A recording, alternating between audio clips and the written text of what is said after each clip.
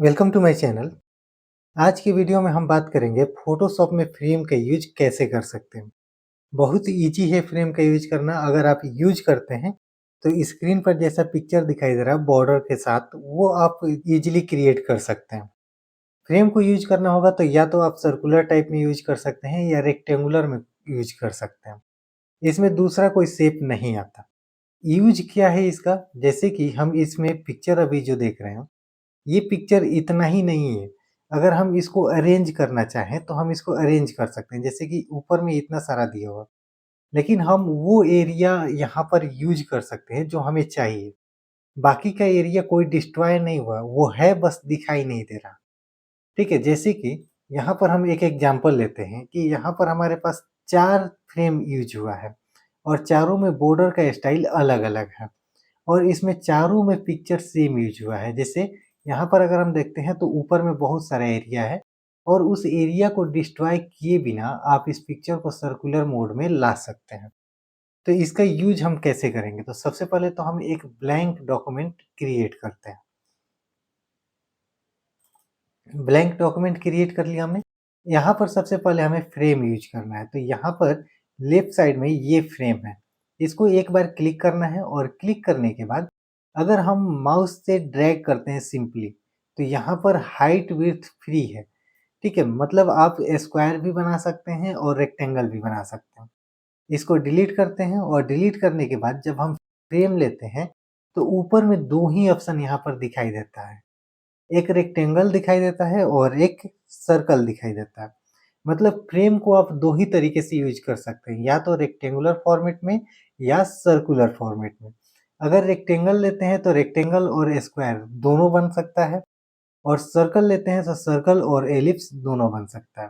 तो सबसे पहले हम एक सर्कल लेते हैं और इसको हम ड्रॉ करते हैं, तो ये कुछ इस तरह से दिखाई देगा। यहाँ पर जो सर्कल ड्रॉ हुआ है ना, ये एक एलिप्स बना हुआ है, मतलब इसमें हाइट और विड्थ दोनों सेम नहीं होता है।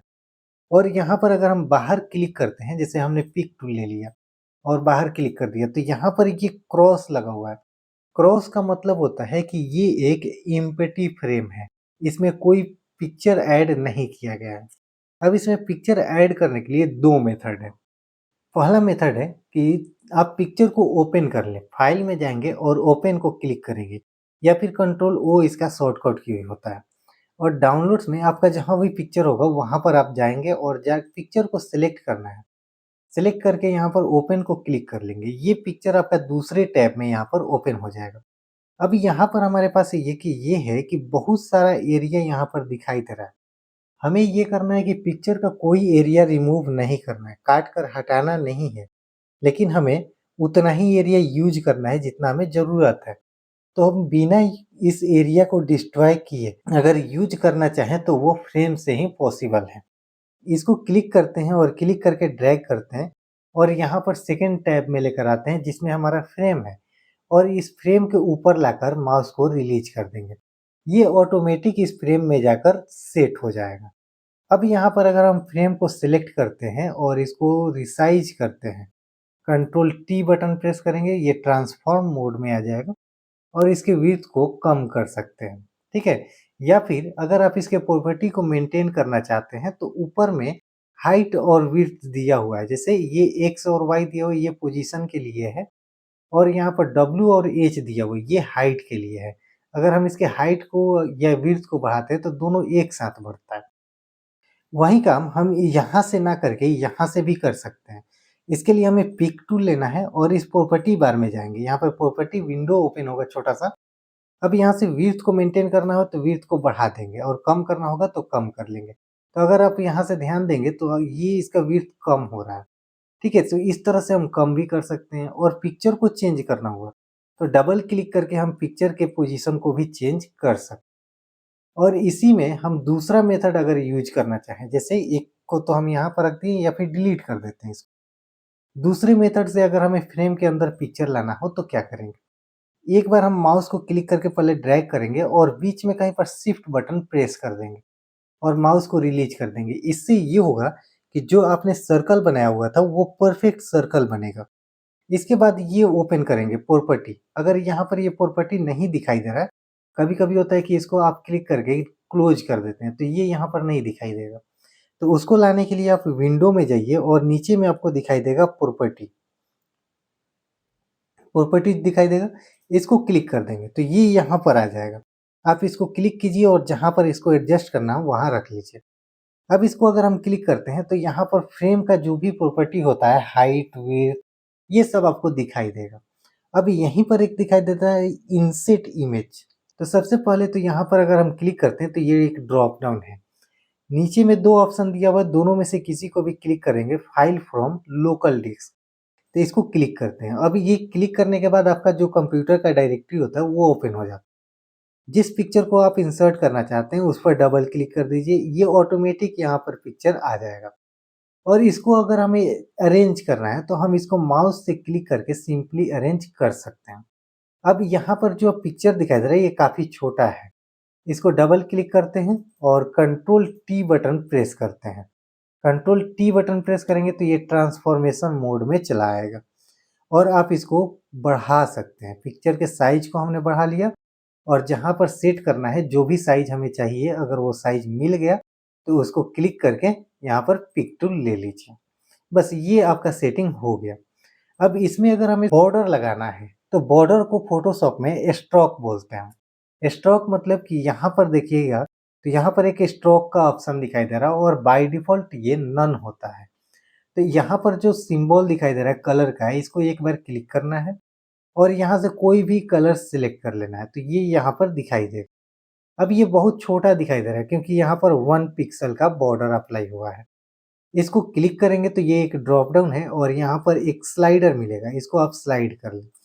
अगर यहाँ पर ध्यान से देंगे तो ये जो बॉर्डर का साइज इंक्रीज हो रहा है वो इनसाइड में इंक्रीज हो रहा है, मतलब कि पिक्चर को ये कवर करते जा रहा है। जो फ्रेम था वो फ्रेम के अंदर में बॉर्डर इंक्रीज हो रहा है।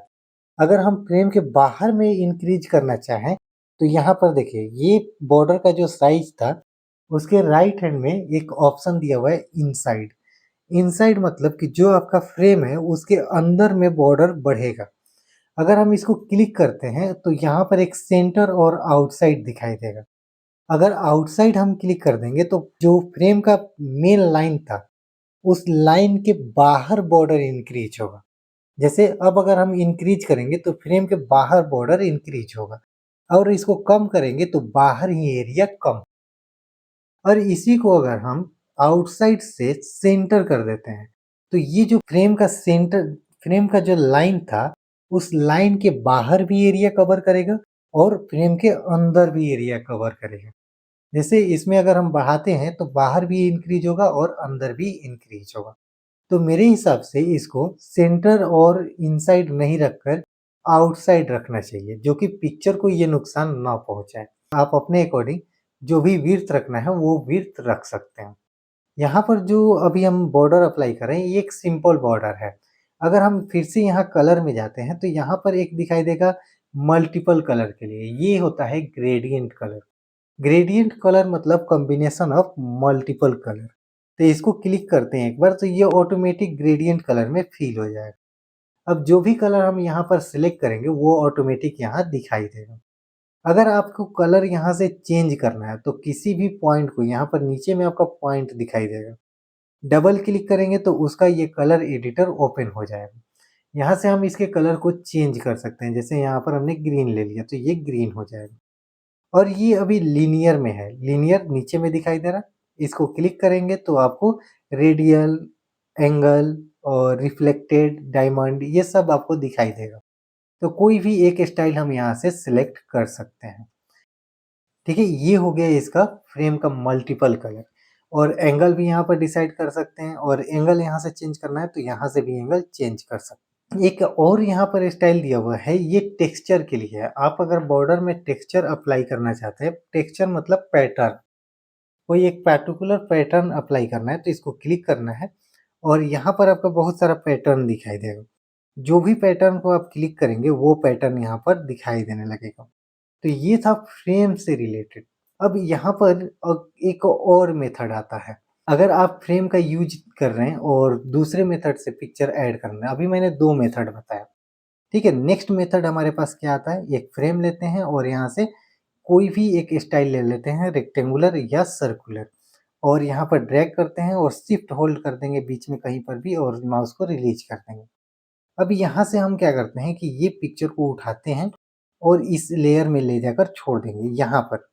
ये इस फ्रेम के अंदर नहीं है, ये फ्रेम के बाहर है। यहाँ पर फ्रेम है और इस फ्रेम के जस्ट ऊपर एक लेयर है जो कि पिक्चर है। अल्ट बटन प्रेस करेंगे और इस फ्रेम के और इस पिक्चर के बीच में जाएंगे।